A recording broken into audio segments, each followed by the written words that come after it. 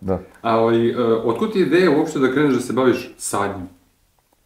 Ima toliko tih ekoloških kao stvari kojima bi mogao da se baviš, a tebe baš sadnje zanimalo. Pa ovako, svest o zaštiti životne sredine zapravo mora biti celokupna. Jer ne može sad nekog da zanima sadnja stabala, a da ga ne zanima zagađenje voda, zagađenje zemljišta, zagađenje vazduha. Sve je to toliko uvezano i toliko celokupno da ne može jedno bez drugog. E sad, kako sam počeo baš da sadim stabla? Od malih nogu sam nekako, to mi je urođeno, onako da volim prirodu, volim stabla, ali nisam imao neku svest o tome da budem taj koji će to da sadi.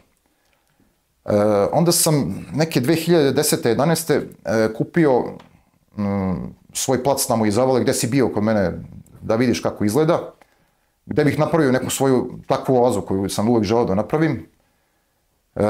I to je bilo toliko obraslo rastinjem da nije mogao zec da prođe. I onda mrzelo me to sad nešto da krčim lagano, pa sam doveo bageristu.